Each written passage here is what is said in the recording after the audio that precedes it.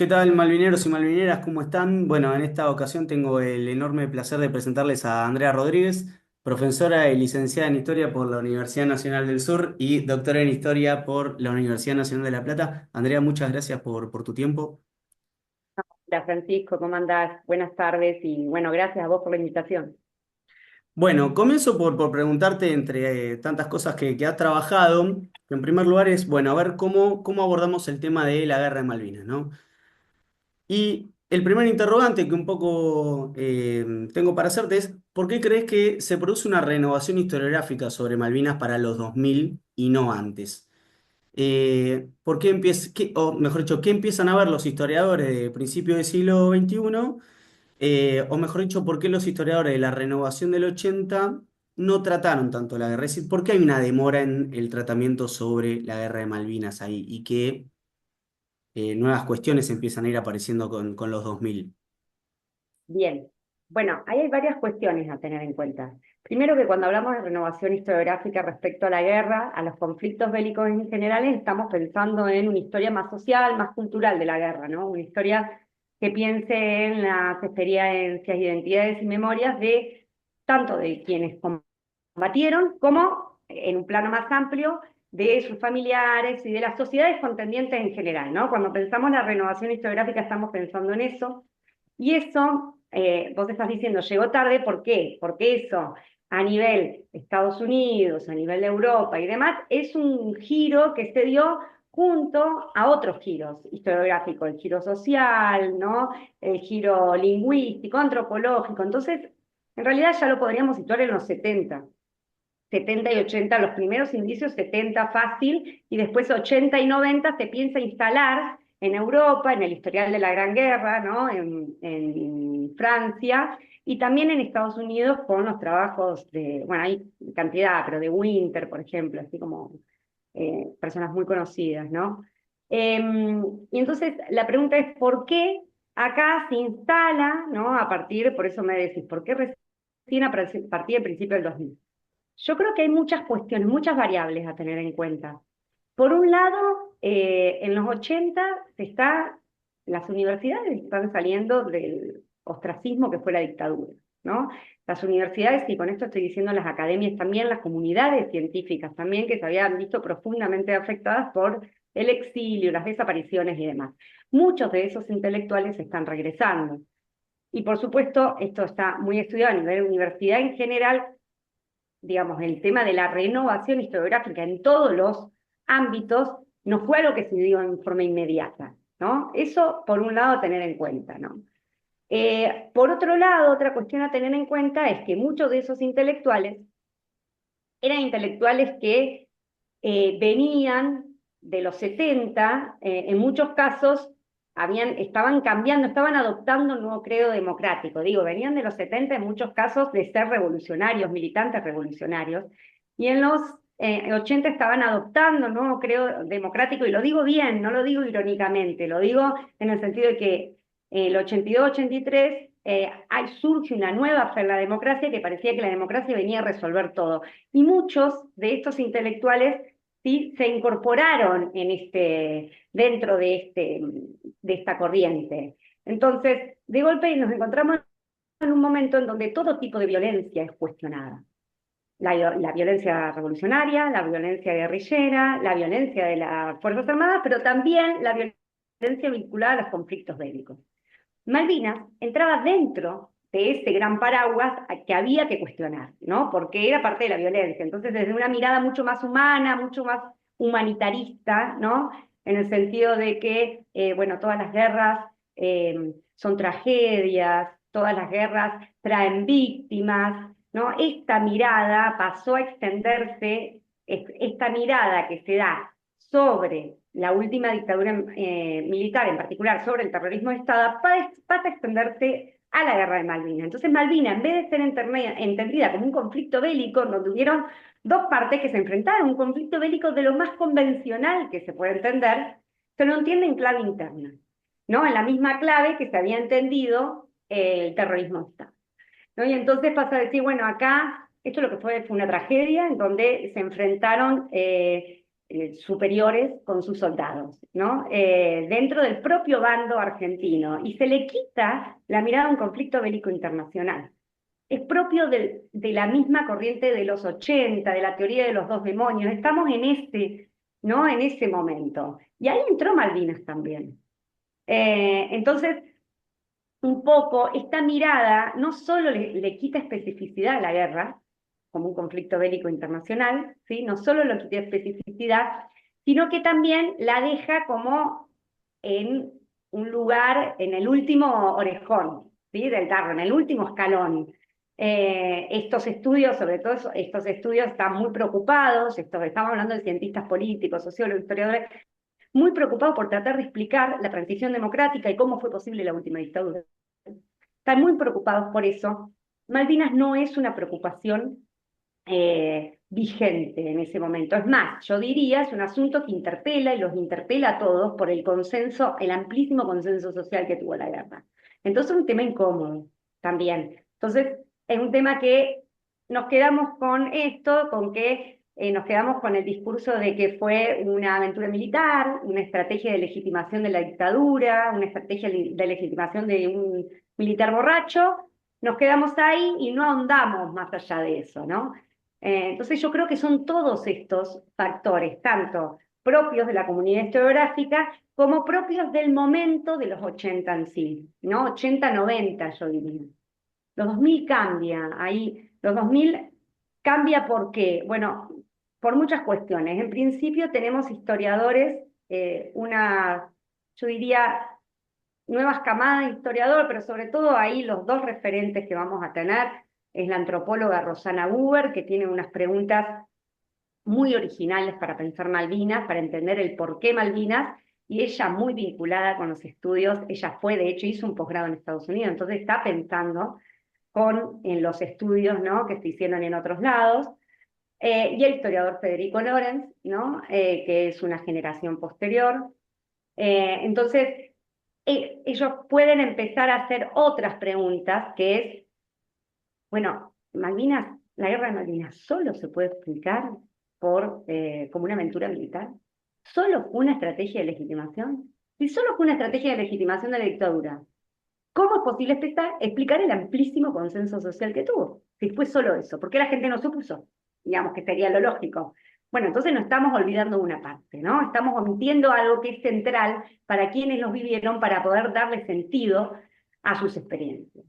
Y ahí empiezan a pensar en las experiencias de los combatientes, de quienes la vivieron, ¿sí? De los que estaban acá en continente, ¿no? Y ahí se empieza a producir este giro historiográfico de afuera, empieza a impactar acá. En los 2000. En los 2000 también es un momento en donde, a nivel de luchas por la memoria de Malvinas, sí, es un momento de reconfiguración del mapa de memorias de Malvinas. Es un momento de gran crisis en Argentina, no estoy diciendo nada que nadie no sepa, 2000-2001, un momento de profunda crisis, y entonces en ese contexto se da una vuelta a repensarnos como sociedad, a repensar nuestra historia, a repensar nuestro pasado, ¿no? Entonces se da el boom por ejemplo, del folclore, el boom de los libros de divulgación histórica, el boom de los actos, que son súper masivos, y en ese contexto, ¿no? Se vuelve a pensar Malvinas y a recuperar algunos tópicos muy propios de nuestra identidad. Y ahí, en este contexto, se vuelve a recuperar Malvinas como causa nacional, ¿sí? A repensar a la guerra de Malvinas en tensión, ¿no? Como pensado como una aventura militar, ya empieza a haber un discurso mucho más profundo o que impacta más públicamente, que trata de legitimar la guerra de Malvinas como una gesta. Algo que no es que no había desaparecido antes. Determinados sectores, como las Fuerzas Armadas y los sectores conservadores, y otros amplios sectores sociales también lo consideraban, pero había quedado opacado, había quedado en segundo lugar. En los 2000, en este contexto, vuelve a recuperar su lugar, su espacio, esta narrativa, ¿no? Que no Mm. se lleva bien con la narrativa de la aventura militar. Claro, y aparte, bueno, justo en el 2001 es como que se vuelve a tomar el 2 de abril como el Día de los Veteranos, eso por un lado, ¿no? En el 2000, en todo ese clima que estabas describiendo, e incluso en los 80 como, bueno, esta renovación historiográfica que aparece es como que la única asociación que hace es, bueno, Malvinas y la guerra, ¿no? Que era como un poco el gran error y en parte el desafío que a veces hay con el tema, ¿no? Siempre el linkear el tema Malvinas con la guerra, con los hechos del 2 de abril y dejaba, por supuesto, una vacancia enorme por indagar, que era, bueno, todo lo que había sucedido antes, ¿no? Es como se había entablado una especie de relación obligatoria entre Malvinas y el 2 de abril que obviamente a muchos historiadores y científicos sociales les hacía electricidad, ¿no? Les daba ahí un impacto que por supuesto les costaba abordar, ¿no es cierto? Sí, eso me parece súper interesante lo que decís, teniendo en cuenta, digo, porque nosotros siempre nos situamos en el lado donde nos sentimos más cómodos. Las ciencias sociales es súper amplia, entonces si nosotros miramos la historia militar, los historiadores militares, está plagada de investigación histórica en donde no piensan Malvinas así. Lo piensan a veces desde las crónicas de batallas, a veces piensan, pero que hay una reivindicación de la guerra de Malvinas en tanto gesta, ¿no? ¿Por qué? Por la causa nacional. A ver, un relato súper descontextualizado históricamente también, donde parece que la dictadura no tuvo nada que ver con la guerra. Está toda esta cantidad de estudios, que es muchísimo, y por otro lado, allí donde probablemente más impactaba en la comunidad de historiadores de cientistas sociales, está este otro relato en donde, que es el que más impacta, el que más difusión tenía en el marco de la teoría de los dos demonios, en donde Malvinas quedaba subsumido a la dictadura. Eh, ¿Qué es lo que vos decís? Yo creo que es un desafío de los dos lados. Hoy Mm, en día, yo diría que está en donde más a ver, el discurso que más impacto público tiene es el discurso que la descontextualiza. Es el discurso que considera que la guerra de Malvinas no tiene nada que ver con la dictadura, que dice pensemos a la guerra de Malvinas únicamente por su causa de soberanía justa, mm, ¿no? Yo un poco en lo que en mis estudios, en lo que he tratado de insistir, ojo, retomando quienes me precedieron, por supuesto, mm, es en que las dos variables son centrales. La guerra de Malvinas no se entiende sin la larga duración histórica, o sea, la reivindicación de cómo la causa de soberanía pasó de ser una causa de relaciones internacionales, ¿sí?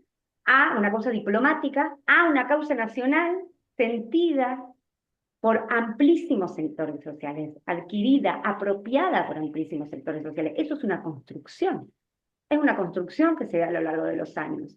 Bueno, Malvinas no la podemos entender si no entendemos eso, que es en la larga duración histórica. ¿Por qué? Porque para quienes dieron su consenso al desembarco, consideraban que por fin era un sueño hecho realidad, por fin alguien se atrevía a recuperar lo que era nuestro, ¿no? Entonces, no podemos entender Malvinas si no entendemos eso, mm, ¿no? Pero por otro lado, tampoco se puede entender la guerra de Malvinas si no entendemos que se da en el marco de una dictadura militar que estaba buscando efectivamente legitimarse, como dicen las propias Fuerzas Armadas en su informe oficial, en el informe Rattenberg, mm. ¿no? Entonces, sin las dos variables, sin ninguna de las dos se puede entender Malvinas. El tema es querer darle más peso a una o a la otra, que eso es lo que estos ambos relatos, digamos, hacen, ¿no? Este juego hacen. Claro, que un poco es, que era una de las preguntas que venía, que es que, claro, fueron en parte las dos miradas que predominaron del 83 hasta los 2000 aproximadamente, ¿no? Entonces, ahí en uno de tus trabajos vos vas sugiriendo que por un lado hubo una supremacía de esta historiografía militar, en donde la guerra aparece como una gesta heroica, adhiriéndose a la línea de la lucha patriótica fundante de la nación, y por el otro lado, una bibliografía más bien linkeada al campo democrático, a la izquierda, que, bueno, fue llenando vacíos que, como decíamos, ¿no? Los historiadores u otros sociólogos o politólogos no lo hemos hecho, ¿no? Entonces, ¿cuál fue la característica de eso? Que un poco lo estabas mencionando. Eh, ¿Por qué se dio así? O en todo caso, ¿qué vacancias dejaron esas dos miradas durante estos 20 años aproximadamente? Bueno, yo creo que ahí el gran problema es, por un lado, desde mi perspectiva, ¿no? Por un lado, el campo de la historia militar, es ese relato que considera que la guerra de Malvinas fue una gesta heroica, ¿no?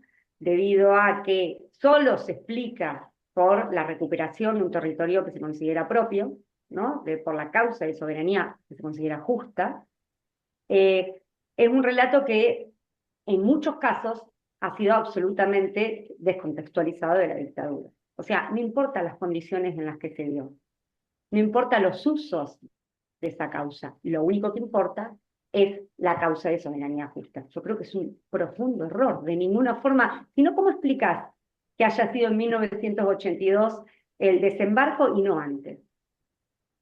¿Por qué no se hizo antes? ¿Por qué se hizo en 1982? ¿Qué es lo que estaba pasando en ese momento que se decide hacer un desembarco a una costa de una crisis profunda que tenía esa dictadura? ¿Por qué? No se explica si no entendemos el contexto inmediato. Sencillamente.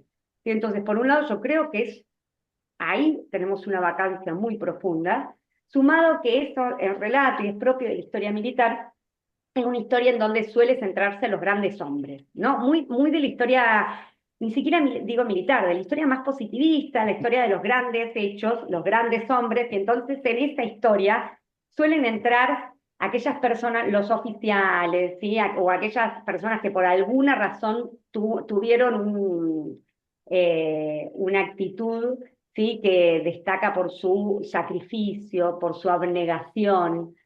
Ahora, en este conjunto, la masa de soldados, ¿sí? La masa, digo, para esta historiografía, no porque yo lo considere así, Ujú. queda subsumida, no tiene protagonismo, ¿no? Entonces, esa claramente es otra vacancia. ¿Qué sucede con esos soldados en su día a día?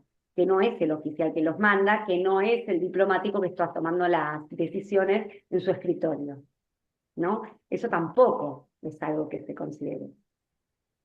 Pero para mí, el mérito que tuvo esa historia militar durante años, el mismo mérito que tiene hoy, es que pensaba la guerra. La batalla chiquita muchas veces, una crónica de batalla, estilo muy técnico, pero piensa la guerra en sí, o piensa las batallas en sí, ¿no? El otro, si se quiere, la otra corriente, que es aquella más vinculada a las ciencias sociales, más que viene del campo progresista, diría yo, no necesariamente de izquierda, pero también democrático, por eso digo progresista, es una historia que no está pensando específicamente Malvinas, no está pensando específicamente la guerra, están interesados por otra cosa, están interesados por tratar de entender cómo sucedió la dictadura, cómo se da la transición democrática, cómo construimos un Estado de Derecho, cómo lo refundamos y cómo logramos que permanezca en el tiempo. Eso es lo que estos politólogos, cientistas, no tanto historiadores, en ese, periodistas, están tratando de pensar. En este marco, ellos, el objeto está puesto en otro lado, o sea, sus miradas son miradas desde la clave política. En este lado, Malvinas, la guerra de Malvinas, solo entra desde la clave política como una estrategia de legitimación de la dictadura. Es de la única forma que se puede pensar. Esto de que para grandes sectores sociales es una recuperación válida, así lo entendieron, por eso dieron su consenso, por eso los combatientes allá escriben sus cartas y en muchos casos están contentos de estar donde están. Digo, en muchos casos no les queda otra, pero aún así reivindican lo que les sucedió. Tiene que ver con esta construcción de una causa que es tiene una amplísima adherencia social. Y es una causa querida por amplísimos sectores sociales, no importa el arco ideológico, ¿eh? Pasamos todo, de la izquierda a la derecha, no importa. Todos los sectores sociales entran ahí. Entonces, ahí, desde ese lado, lo que tenemos es que es una historiografía que está pensando, es una, en realidad, ciencias sociales, que está pensando otra cosa, no está pensando la guerra. Entonces solo piensa esto. Ahí tampoco entran los actores. Si vos me decís, ¿y los combatientes qué lugar tienen? Ninguno, porque no están pensando las batallas, no están pensando las experiencias, no están pensando qué es lo que sucedió en las islas. Lo están pensando únicamente en forma política, Ujú. diplomáticamente. ¿Sí? Hasta ahí llegamos. Claro, sí, sí, totalmente. Bueno, es cierto, ¿no? Van quedando todos esos huecos, esos vacíos. La historia de los soldados va quedando como desdibujada o solamente, bueno, dispersada o en el único recurso de, bueno, obviamente, ¿no? Cuando llegan de las islas al continente, en su gran mayoría, no son recibidos y demás, ¿no es cierto? Como retomar esa crítica, por supuesto, a la dictadura, que es acertada. Entonces, retomo con esto que en parte lo venís diciendo, que es que bueno, obviamente lo has trabajado, que es, estas bibliografías hablan sobre los grandes políticos, los grandes diplomáticos, los generales, pero no de los soldados, ¿no es cierto? Entonces, ¿qué apertura metodológica, historiográfica se va abriendo? Si es para los 2000, si es para qué momento, si se condice con esto que a veces se denomina desmalvinización, ese contexto en donde a veces los soldados no fueron considerados por la sociedad o fueron olvidados. Y eventualmente, bueno, como qué nuevos enfoques empiezan a aparecer en la historia de los soldados. ¿Cuándo son los soldados empezados a considerar como un sujeto importante en el estudio de la guerra, en este caso, ¿no? Por supuesto. Bueno, es justamente ahí, ¿no? Hoy hablamos de la renovación historiográfica de los 2000 con nuestros padres fundadores, digo yo, padres madres, que es Rosana Guber y Federico Lorenz. No, es así, ellos son los que abrieron un campo nuevo. Y esto hay que considerarlo, son ellos los que trajeron nuevas preguntas, muchas veces pensando, insisto, en clave comparativa con lo que pensaban con los estudios de la Primera Guerra Mundial, de la Segunda Guerra Mundial, de la Guerra de Vietnam, ¿no? Eh, y son ellos los que empiezan a hacer preguntas que tienen que ver, bueno, a ver, que cambiemos el foco, no lo pensemos en clave política, pensémoslo, o no solo en clave política, pensémoslo también en clave social y cultural. ¿Qué era Malvinas, el símbolo Malvinas, para la sociedad argentina? ¿Cómo se había construido a lo largo del tiempo? ¿Cómo las personas que en ese momento vivían, qué sentidos le dieron a la guerra, al conflicto bélico? ¿Sí? Ellos lo vivieron como una aventura militar.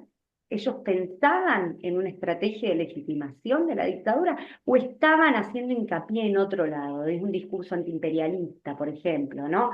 ¿Qué es lo que están pensando?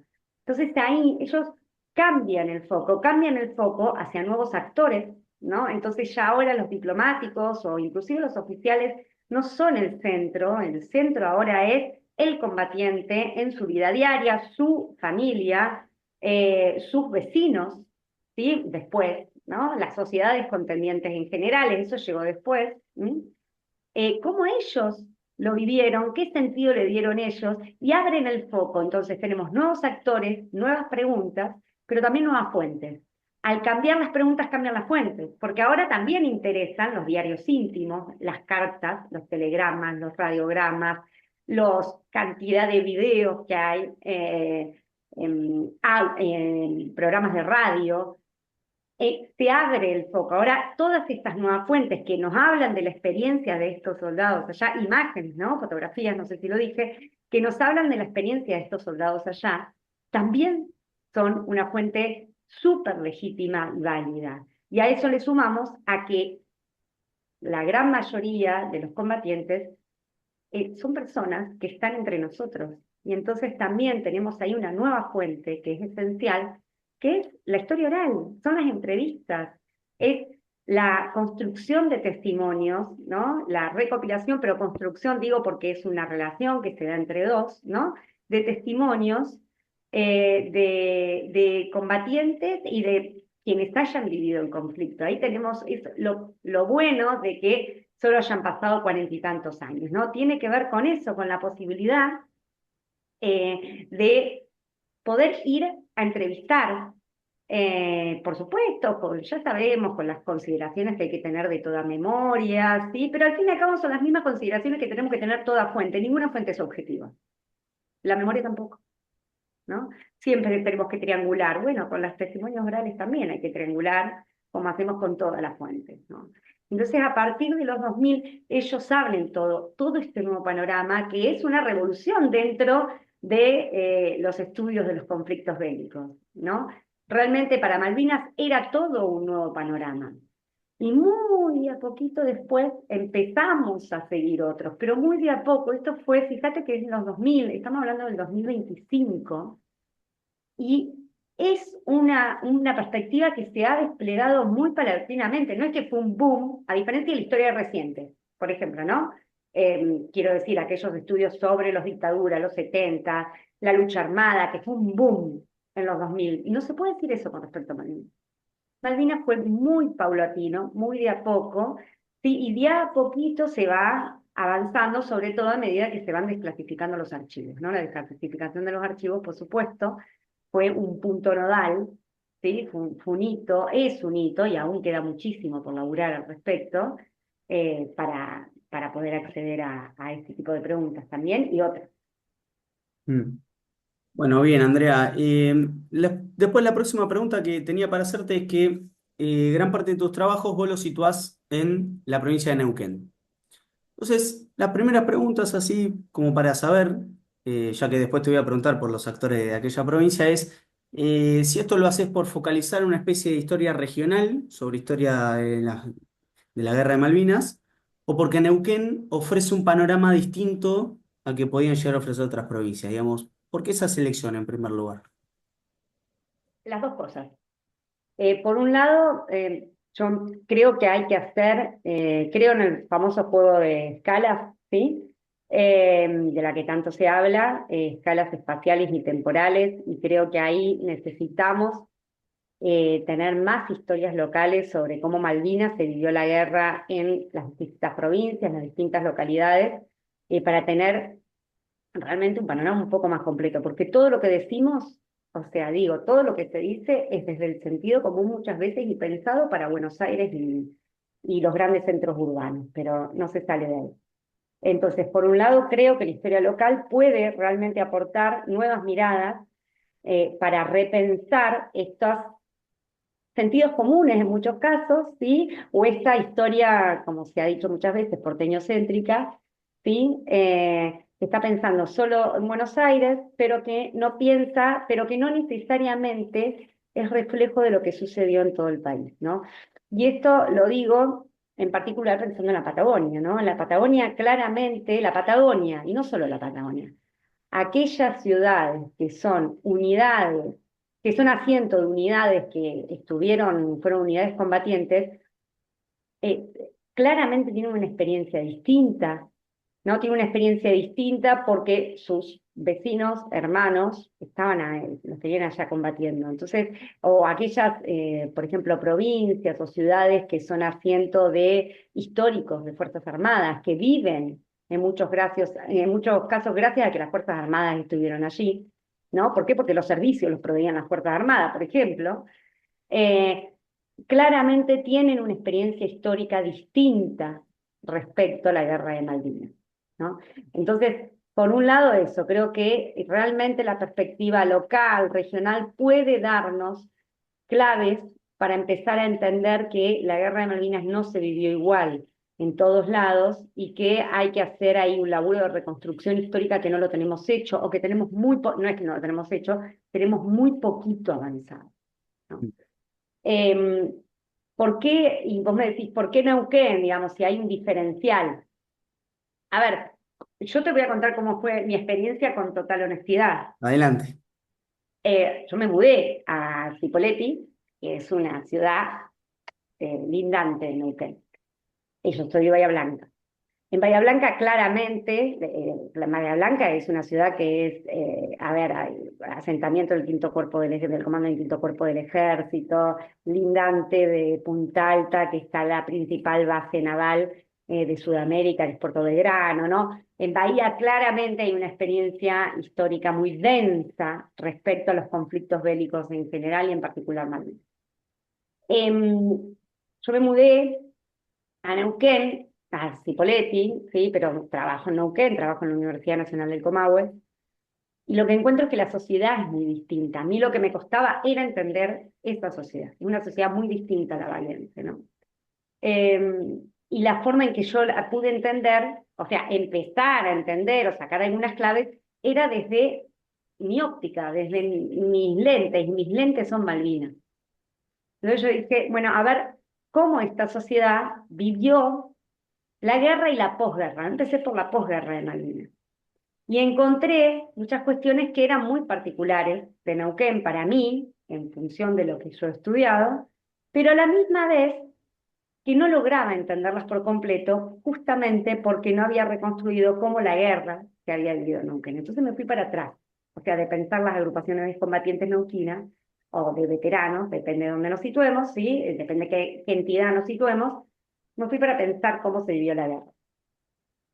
Y una vez que entré ahí, que empecé a pensar no solo la guerra, empecé a pensar la dictadura, y empecé a pensar los 70 y empecé a pensar otros temas, encontré que sí, que Neuquén, a mí por lo menos, me daba la posibilidad de repensar el conflicto bélico desde el continente, ¿no? Y esto tiene que ver con tu pregunta siguiente, que tiene que ver con los actores centrales de los 70 acá. Acá, digamos, a mí lo primero que me llama la atención es que encuentro una marcha por la paz, marcha, no estoy diciendo un comunicado público por la paz, no, estoy diciendo una marcha en pleno centro de Neuquén con banderas que dicen sí a la paz, no a la guerra, dice defende a tu hermano, baja las armas, ¿no? O sea, es claramente, para quien viene del palo de Malvinas, eso es algo que inmediatamente te llama la atención. Es decir, una movilización pública en contra de la guerra, por la paz y en contra de la guerra, no solo por la paz, porque por la paz todos decían que estaban por la paz. Ah, pero la paz con soberanía, ¿no? La soberanía no se negocia, entonces ¿de qué paz me estás hablando? No, acá no.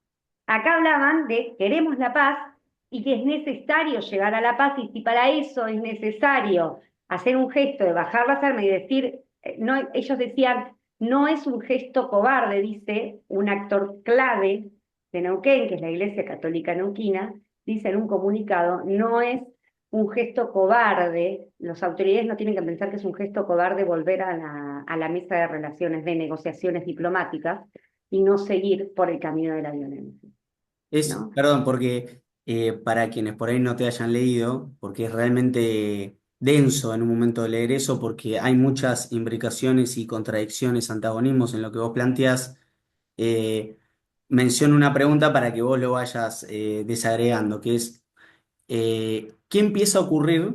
¿No? Es esta primera pregunta, que ya te fuiste un poco adelantando. ¿Qué empieza a ocurrir con actores muy importantes a nivel nacional y a niveles provinciales como son la Iglesia y la CGT y el movimiento obrero?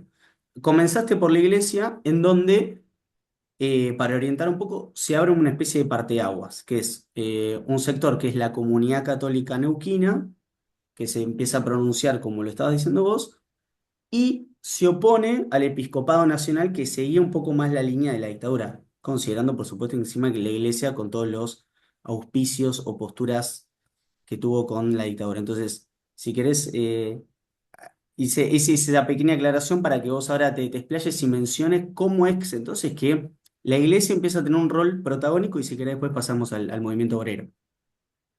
Perfecto. Bueno, como vos me estás planteando perfectamente, la Iglesia Católica Neuquina, a ver, tenemos que entender que tiene características particulares. Es una iglesia muy nueva, es de los 60, es una diócesis muy nueva, y es una diócesis que rápidamente pasó a adoptar con en la impronta de su obispo, que es de Nevares, pero también de otros sacerdotes, ellos sí vinculados al movimiento de sacerdotes por el tercer mundo, empiezan a vincularse muy, muy rápidamente con las luchas populares, con las luchas de los trabajadores, con las luchas de los sectores marginales, ¿no? En términos generales. Entonces, es una diócesis con una impronta muy particular y entonces una diócesis que continúa en dictadura con esa impronta desde muy temprano denunciando las violaciones de los derechos humanos cometidas por el tercer gobierno peronista, ¿no? O sea, ellos hablaban de la AAA, ¿no? Y luego por la dictadura. Entonces, tenemos una diócesis muy particular, digo particular porque claramente fue distinta la actitud adoptada por la Iglesia Católica general, por la, por la comisión episcopal, ¿sí? Fue distinta frente a la dictadura. Frente a la dictadura lo que hubo en un comienzo fue silencio, y después del silencio de a poquito se empieza a despegar, pero muy de a poco, ¿no? Estamos hablando, insisto, de la comisión episcopal, ¿no? Por supuesto de los sacerdotes y demás, de las bases, ¿no? Estamos hablando de la comisión. Entonces, desde ese lado, ya de por sí tenemos una iglesia que tiene una actitud distinta frente a la dictadura, ¿no? Frente al terrorismo de Estado. Por lo menos no de silencio, ¿no? Todo lo contrario, de denuncia pública. Es esta iglesia la que se para frente a la guerra de Malvinas. Guerra de Malvinas que provocó un fervor patriótico en amplísimos sectores sociales, un amplio consenso social, por lo menos al desembarco. No digo después a la guerra, pero sin duda Mm. el desembarco del 2 de abril, sin ninguna. Se lo entiende como una recuperación. Desde muy temprano está la Iglesia Católica, la Iglesia Nacional lo que dice es, apoyamos el desembarco, es una recuperación, pero es necesario la paz, ¿no? Pero hace este juego, ¿sí? Que está muy bien estudiado por Obregón. Hace este juego que es decir paz con soberanía.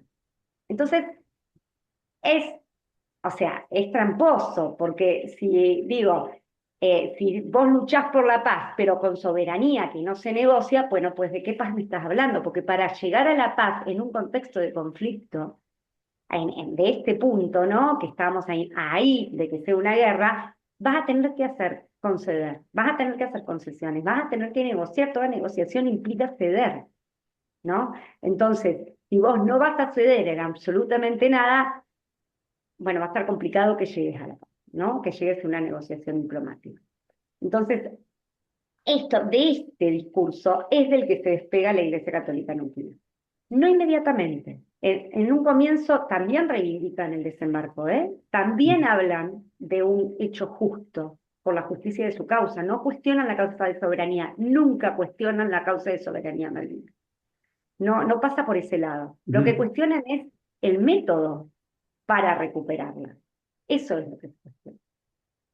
Lo que salen a decir es, eh, en definitiva, ¿no? Llamamos la atención de si el gobierno no está usando eso con fines políticos. Esto lo dicen el mismo desde abril. Cuidado, la sociedad, que el gobierno no esté usando esto con fines políticos para esconder sus propias miserias, para esconder el descalabro económico. Ellos hablan sobre todo del descalabro económico. Y en segundo lugar, también hablan de los desaparecidos ellos, pero hablan del descalabro económico. Para esconder esto, cuidado que no esté escondiendo su propia crisis interna. Y después directamente dicen, tenemos que salir de esta matanza. Es un discurso pacifista, no apolítico, no apolítico. No, ellos, Pacifista, ellos están dejando bien en claro que están en contra de la dictadura, ¿no? O sea, la causa nacional de soberanía por Malvinas es completamente justa, pero el ir a una guerra ya en un momento no, ¿no? esta. Las Malvinas no valen una guerra, en definitiva, en este contexto. Dice, las Malvinas no valen, no corresponde hacer una guerra para recuperar las Malvinas, por más justas que sean. Porque para ellos, la soberanía está en el pueblo, no en el territorio. Entonces no hay ciudadano que merezca la pena que caiga por este territorio insular. Eso es lo que plantean, ¿no? Sí, y Eh, después una de sus consignas creo que es incluso la de preservar la vida hasta de los isleños, ¿no? O sea, ahí incorporan un actor muy poco mencionado que es como muy particular, hasta incluso para decir, che, no vayamos a ser cualquiera, ¿no? Parece ser un poco la... Totalmente, y eso es es como un diferencial, ¿no? Que yo no lo he encontrado en otros lados. Mi hipótesis es, capaz, insisto, esto es una hipótesis que aún hoy la tengo, digamos, que aparece mucho en las fuentes escritas, pero no en las orales, por eso Ujú. estoy ahí como viendo, es que esto tiene que ver con el impacto de la muerte de Águila. Águila es un conscripto, es el primer conscripto que muere en la guerra, y es neuquino, del interior neuquino, de los sectores rurales, y su cuerpo regresa al continente y tiene una masiva recepción en A él Neuquén, lo que es su asesinan trabajo. en Georgia, ¿puede ser? ¿Qué decís? Ahí está, ahí está. Claro, él cae en las Georgias, ¿no? Y entonces estos primeros cuerpos sí vuelven. O sea, así como volvió el de Giaquino a Punta Alta, ¿sí? Después en Mar del Plata y demás, ¿sí? El de él también vuelve, y vuelve a Cutralcó y después va a su lugar de donde era oriundo, que es Paso R, que es, imagínate que es una localidad, ni siquiera tiene consejo deliberante. O sea, para que me entiendas lo chiquito que es. Entonces, acá en los diarios dicen, ¿sí? Esto lo dicen los propios periodistas, es, ojo, que nosotros nos estamos dando cuenta muy temprano que que la guerra conlleva muerte. Algo que es obvio, pero hasta tanto no se muere tu vecino, tu amigo, tu hijo, tu marido, ¿sí? Ahí tiene otro impacto en las experiencias, ¿no? Epa, ¿qué es lo que estamos haciendo? Ojo que este es el primero de muchos, ¿no? Mm. Y creo que en parte la actitud de la Iglesia Católica de salir de la diócesis, ¿no? Neuquina, de salir a la calle, pero también, no sé, he encontrado otros espacios, por ejemplo, un periódico de acá que también se opuso a la guerra, ¿no? Yo creo que hay el paraguas que da la Iglesia, el obispado, poniéndose a cargo de este discurso, da como un paraguas que da la posibilidad de a sectores que no están de acuerdo con la guerra, no con, insisto, no con la causa, con la guerra, que tienen como más posibilidad de decirlo en el espacio público, con límites, ¿no? Pero un poco más posibilidad de salir a decir no a la guerra en el espacio público. Algo que por lo menos de lo que hay estudiado hasta ahora, que ese es el tema, y muy poco, de lo que hay estudiado hasta ahora, parece no haber sucedido en otros. ¿No? Esto de que en el espacio público se diga un no a la guerra, sí hay folletos anónimos dando vueltas, sí en las charlas privadas en las casas, ¿sí? Ahí sí. Ahora, una marcha pública en el mismo momento de la guerra, por lo menos yo no lo he encontrado en otro lado. ¿Te acordás la fecha de la marcha? ¿Puede ser? Creo que el 23 de abril, no me acuerdo si el 23 de abril fue la marcha o el 23 de abril salió en el diario Río Negro, eso es lo que estaba Ok. pensando, pero Pero sí, es un dato ahí. interesante porque es previo ya al inicio de las hostilidades, digamos. O sea, como que ya se está palpitando esa idea. Retomo otro eje que un poco también trabajás, que es, bueno, como que la comunidad católica neuquina también ya se venía oponiendo a la dictadura por lo que había sido el conflicto por el Beagle. Entonces, ya venía viendo como una acumulación de esto, de reclamos y de oposición que, bueno, lo van ubicando como un actor interesante, cuando siempre, por supuesto, vinculamos a la iglesia, bueno, muy relacionada a ser cómplice, ¿no es cierto?, de las torturas y desapariciones. Sí, totalmente. Yo creo que ahí tenemos que tener como una mirada un poco más compleja, ¿no? De lo que fue, bueno, que obviamente no soy yo la especialista en eso, pero que hay cantidad de gente que está laburando sobre Iglesia Católica en dictadura y que muestran esto, ¿no? Un silencio por un lado, y eso tiene que ver con los acuerdos a los que se llega dentro de la CEA, la Misión Episcopal Argentina, ¿no? Eh, pero que esos acuerdos esconden cantidad de disensos. Entonces, dentro de esos acuerdos tenés tipos súper pro militares, como los sacerdotes, ¿no? Militares, estamos hablando de, por ejemplo, los vicariatos castrense, ¿no? Ujú, Pero sí. también tenés tipos que desde el inicio están denunciando en forma pública la represión, como es de Nevares, como es el obispo de Río Negro Gesaine, como es Novak, el de Quilmes, ¿no? Entonces, esos son como los acuerdos macro y después cada uno dentro de su diócesis tiene libertad para hacer. Y por eso, en forma personal, ¿no? Y por eso salen como estas divergencias también. Eh, Como me quedé pensando en lo que estabas planteando, de que esto lo hacen muy tempranamente. Por eso yo digo que para mí creo que puede haber tenido que ver con el impacto de la muerte de Águila y de el regreso de su cuerpo, que fue, si no me equivoco, el 9 de abril, ahí nomás. Ujú. Y que hay una recepción en Cutralcó que es multitudinaria. Estamos hablando de 5.000 personas. A ver, en un Neuquén que en ese momento tenía 50.000. No, estamos hablando de, o sea, es No, no, un bastante, sí, delito es de la verdad. cantidad de gente que estamos hablando. Eh, pero bueno, insisto que esto es una hipótesis porque después yo voy a entrevistar a los protagonistas de estas historias y ellos, por ejemplo, no se acuerdan, o se acuerdan poco, o no recuerdan que sea por la muerte de Águila específicamente, ¿no? Mm, Entonces, bueno, nada, y si no se acuerdan, ahí la gran pregunta es ¿por qué? ¿No? Y esa es todo, en eso estoy ahora, o sea, ¿por claro. qué que no se acuerdan de eso, por dónde pasa su trayectoria y su identidad, si su trayectoria pasa por otro lado y no por esto? Bueno, ahí hay Mm. un montón de cosas a pensar y a reflexionar.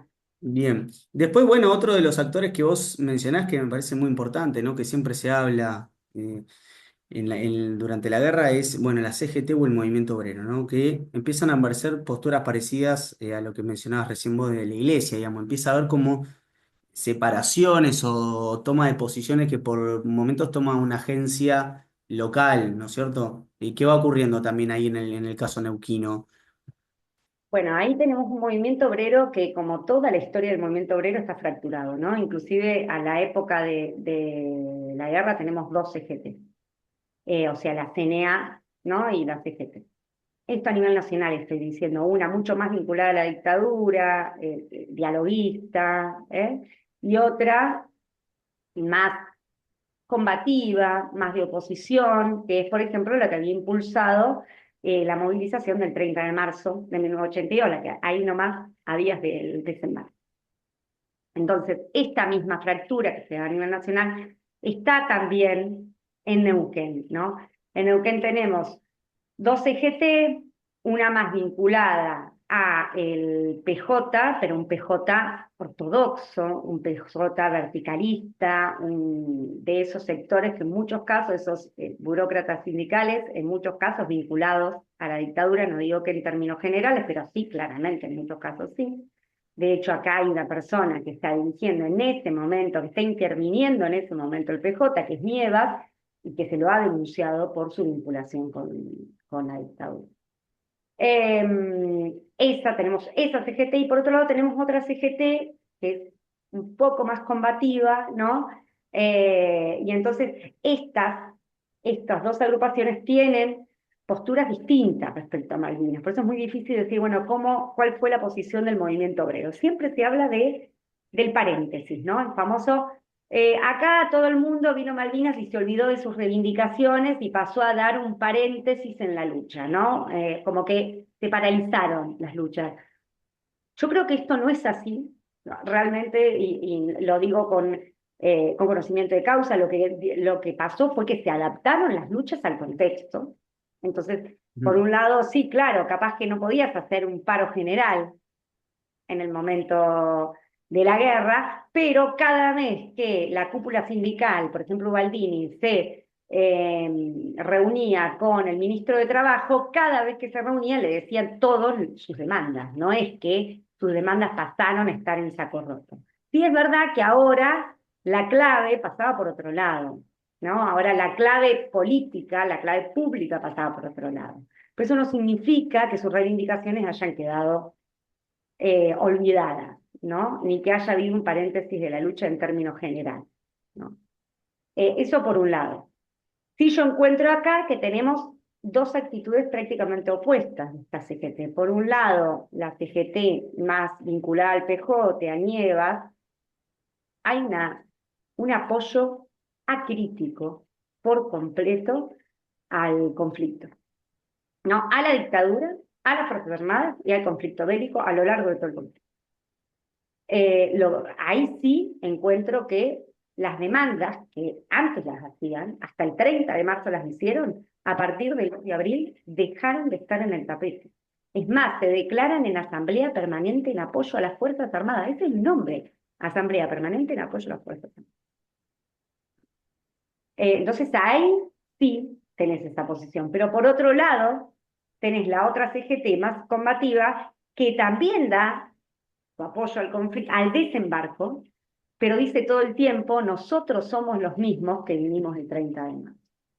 Nosotros lo que hacemos es defender la soberanía, por eso estamos acá, porque hay que defender la soberanía en forma integral. Entonces, te defiendo la soberanía de Malvinas, pero también defenderme mis recursos.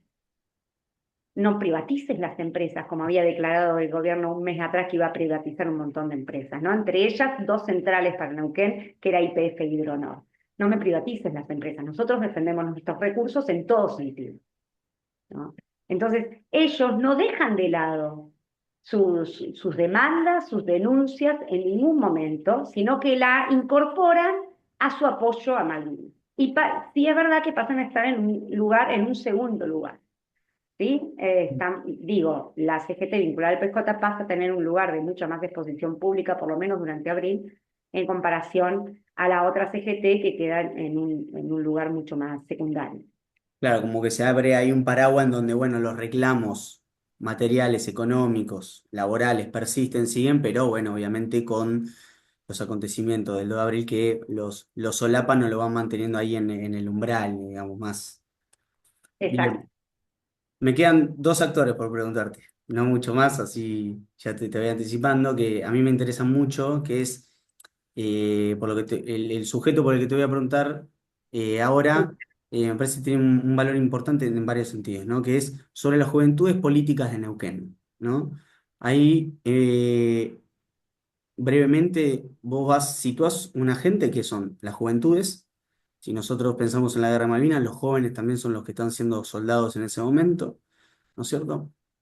En militancias con divergencias o distintas proveniencias, ahora en todo caso lo vas a explicar, que se reúnen, que empiezan a tomar puntos de apoyo, puntos en común, y que empieza a ser una militancia que empieza a ocupar las calles nuevamente, digamos, cómo es que la guerra impulsa a estos jóvenes de distintas proveniencias políticas a reunirse y a tomar la calle como nuevo o como retomarlo como espacio de discusión y de reclamos, ¿no? ¿Qué va aconteciendo también con este nuevo actor?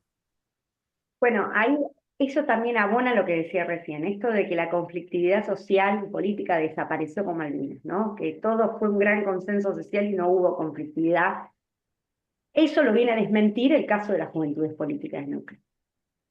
Las Juventudes Políticas de Neuquén es una agrupación que nace a fines de mayo por la unión de los jóvenes del Movimiento Nacional Justicialista, su lado, o sea, ya no el lado de Nievas que decía recién, no el lado este más verticalista, ¿sí? Mm. Sino unas juventudes que están repensando el peronismo como un peronismo mucho más democrático, la Juventud Radical y la Juventud del MPN, el Movimiento Popular Neuquino, que es un partido provincial que ha gobernado la provincia desde que nació en los 60 hasta, bueno, hasta hace un par de años, aunque hoy podemos dudar si no sigue siendo MPN o no quien la está gobernando. Entonces, es como el partido fuerte acá, ¿no? Mm. Considerando que gobernó la provincia todos estos años. Y hay esta agrupación de jóvenes, como vos dijiste muy bien, lo que hace es estar pensando, dicen, bueno, tenemos este contexto, nosotros, ellos salen con un montón de comunicados a decir, nosotros apoyamos el desembarco, apoyamos la guerra, creemos que lo entienden en clave antiimperialista, como gran cantidad de actores de la época, esta es una lucha por el imperialismo, entonces no dejamos de denunciar que esto es una dictadura y que tenemos que regresar a la democracia y que esto hay que hacerlo ya, pero ahora tenemos este otro enemigo al que tenemos que luchar.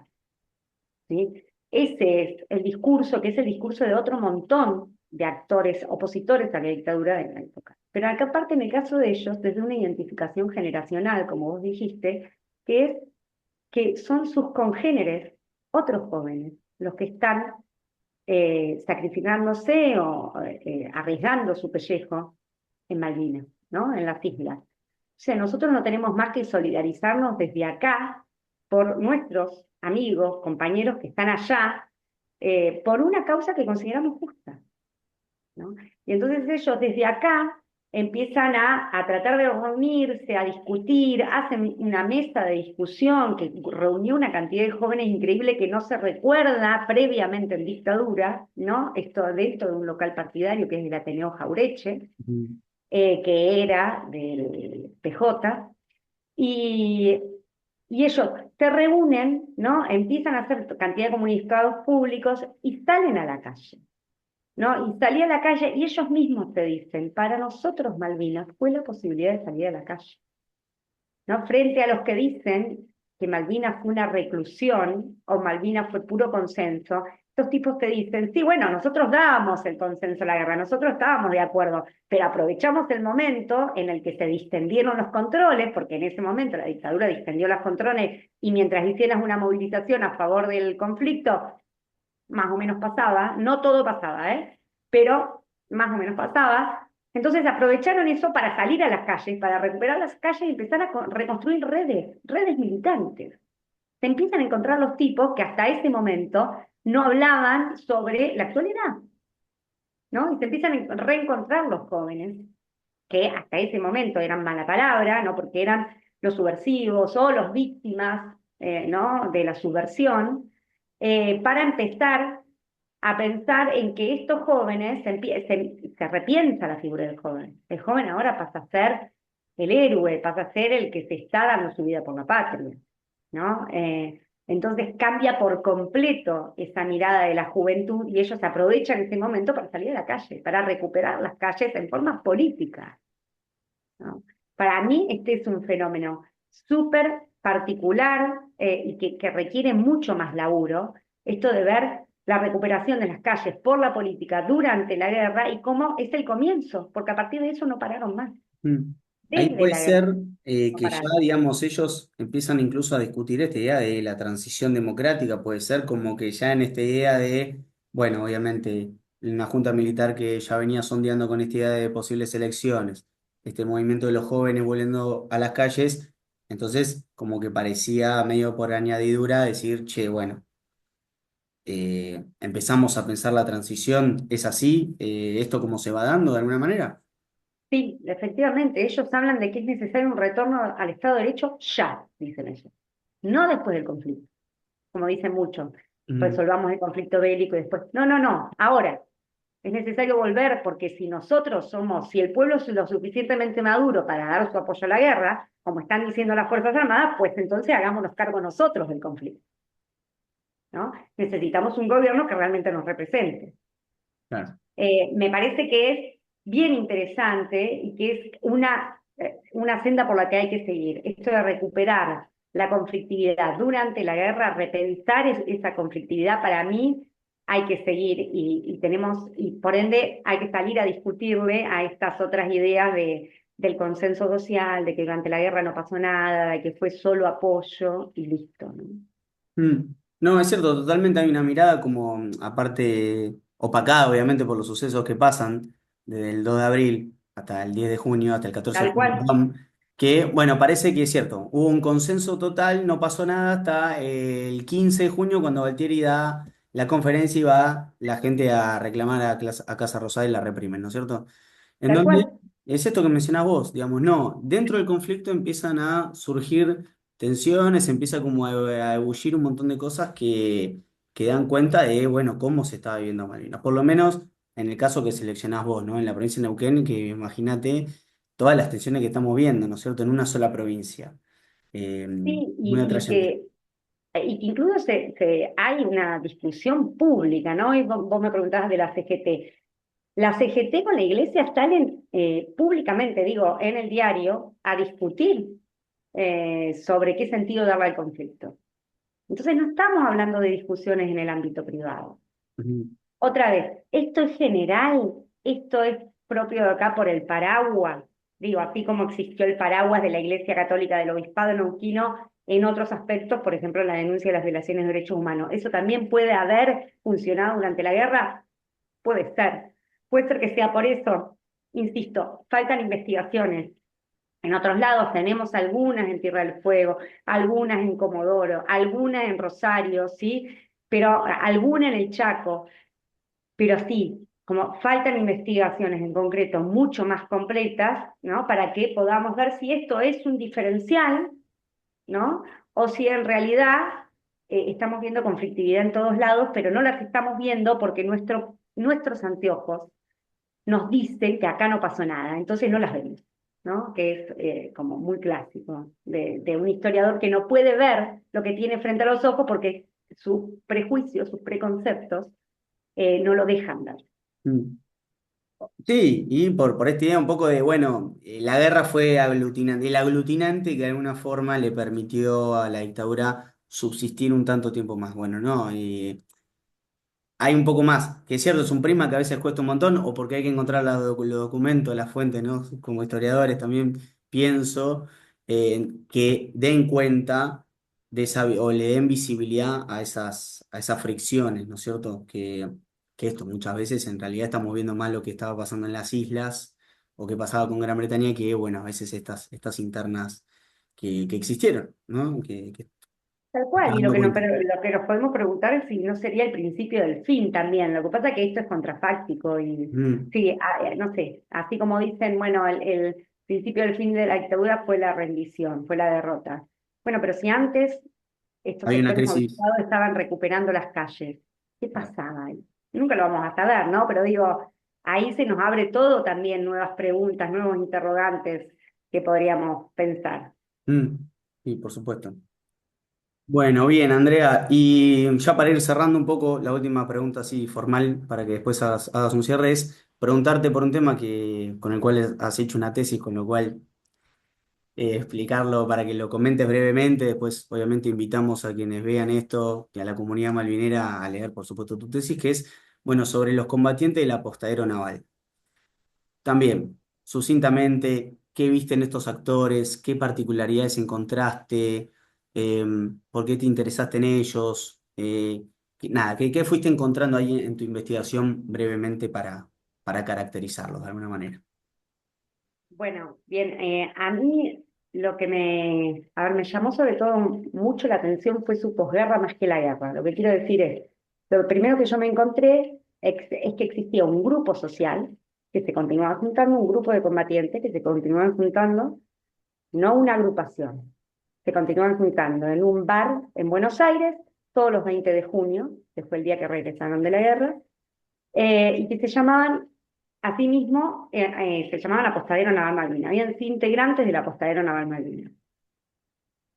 A mí me llamó poderosamente llegué a ellos de forma completamente azarosa, pero me llamó mucho la atención esto, que existiera este grupo social que en realidad era parte de una unidad que ya no existía. El Apostadero Naval Malvinas era el puerto que estaba en la capital de las islas, ¿sí? Esa unidad que era la que se encargaba del puerto, del abastecimiento logístico, por ende es una unidad de la Marina, fue una unidad de la Marina que duró lo que duró la guerra.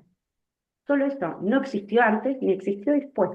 Duró lo que duró la guerra, los 74 días de la guerra existe el apostadero porque existe un puerto donde llegan los buques, los barcos, donde llega el aprovisionamiento y sus integrantes se cargan de 1.500 cosas, pero entre otras de descargar los buques, ¿no? De toda la estiva, pero también se encargan de repartir esa mercadería y cuando ya no llegan buques se encargan de hacer otras 1.500 tareas, ellos mismos te hablan de lo que son los comodines del conflicto, porque efectivamente pasan de estar desde el frente de batalla hasta estar en alguno de los buques dando vuelta alrededor de estos barquitos chiquitos que quedaron logísticos, dando vuelta alrededor de las islas. Hicieron de todo. Entonces, a mí lo que me llamaba poderosamente la atención es que existe el grupo social y no existe la unidad. Lo que hoy encontramos en la gran mayoría es que los combatientes que se reúnen son parte de tal unidad que existe hoy. No sé, Mm. son parte del BIM 5, son parte de tal otra unidad del ejército. No, estos eran parte de una unidad que ya no existía. Y es más, tenían reclamos en la Marina pidiendo que se reconozca la existencia de esa unidad. Como la primera unidad que fue creada en Malvinas por Claro. la Marina. ¿No? Entonces, a mí, digamos, desde mi perspectiva histórica, sociocultural, esto de cómo se conformaron en un grupo social, es decir, cómo se construyeron una identidad colectiva, ¿no? Como integrantes del apostadero, y integrantes que estoy hablando de todo tipo, desde militares a colimbas, ¿no? A civiles, a mí me interesaba muchísimo cómo fue que se dio eso, cómo es que se da esa construcción. Entonces, a partir de eso es que empiezo a reconstruir su experiencia de guerra, primero en mi tesis de licenciatura, y después paso a reconstruir su posguerra. Bueno, cómo estos tipos que tuvieron esta experiencia hoy se reivindican como parte de un grupo. Personas que estaban plagadas de conflictos durante las guerras en muchos casos, ¿eh? Pero que hoy se reivindican como parte de un grupo y se continúan juntando. ¿Cómo llegamos a eso? Esa construcción de la identidad de excombatiente, integrante del apostadero, es lo que reconstruí en mi tesis de posgrado, después de doctorado, que después la modifiqué y la edité para que fuera un libro de descarga gratuita, ¿sí? Eso fue lo que reconstruí. Entonces, yo lo que pude demostrar es este pasaje, ¿no? Y también lo que pude demostrar es cómo construyeron una memoria colectiva sobre el conflicto. Y esa memoria colectiva tiene que ver, en muchos casos, con su lucha por ser parte de la Marina, una Marina que para ellos no los reconocía, ¿no? Eso también no es que se quieren distanciar de esa Marina, no, no, quieren que se los reconozcan y se Mm. consideran parte. Y en cambio se oponen o consideran otros, aquellos otros que consideran que son excombatientes, pero que no estuvieron en las islas, ¿no? Que estuvieron, por ejemplo, en buques que no entraron en combate.